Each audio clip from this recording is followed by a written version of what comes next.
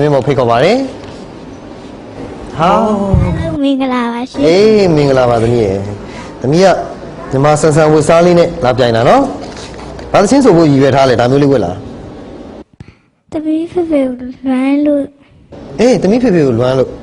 အဲ့တော့စုံမဲ့တချင်းရမယ်ဖေဖေတာရုခေါ်ပါဟောဖေဖေတာရုခေါ်ပါ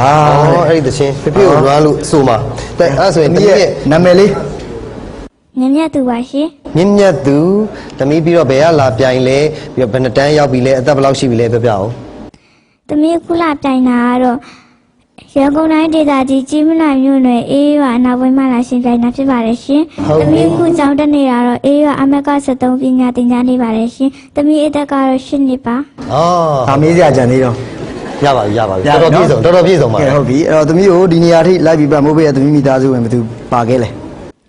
သမီးရဲ့ဆရာကြီးဦးအောင်ယူပါသမီးရဲ့ဆရာကြီးသမီးဆရာကြီးဟလာဒါဆိုရင်သမီးရဲ့ဆရာကြီးကနေသမီးလေးအစိုးမပြိုင်ခင်မှာအားရှိသွားအောင်အားပေးစကားလေးတစ်ခွန်းလောက်ချင်းမြင်ပေးပါအောင်ဗျာဆရာတပည့်စူးစမ်းမှုတွေအောင်မြင်ပါစေလို့စူးစမ်းမှုအောင်မြင်ပါစေအောင်မြင်ပါပါနော်ဟုတ်ပြီသမီးရှင်ပြိုင်မဲ့ဖေဖေတာရုခေါ်ပါတချင်းကိုအားလုံးနဲ့တူတူဦးလည်းနားထောင်နေမယ်နော်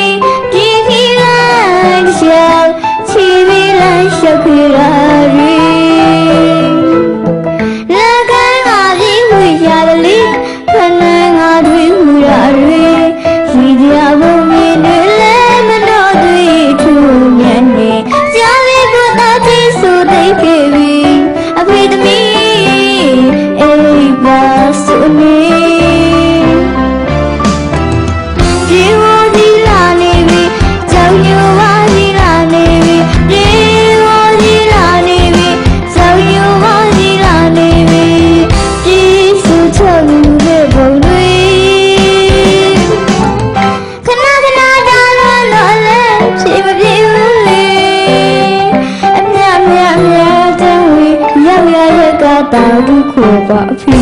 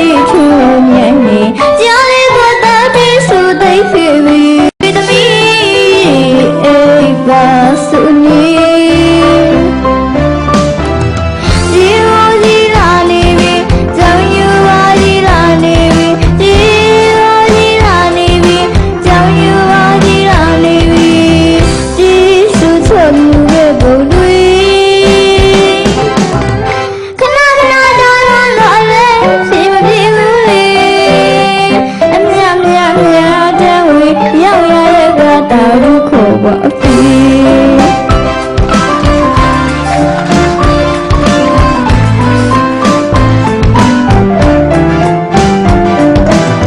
နေရတကအဖေမျက်နှာထင်လာပေါ်လာပြီသမီးမျက်လုံးမလဲအဖေသမီးထင်မလဲအဖေမြင့်မို့တောင်းနေနေရှင်အဖေမြတ်တယ်ဘူမေရောင်ထင်မေဝေကိုသိချင်အဖေအဖေအဖေအဖေအတင်းလာရီမေချစ်ခေါ်ထားရီမေချီတူအမနာလေးလေးဖေးရှိဦးရအသားရှိနေအဖေ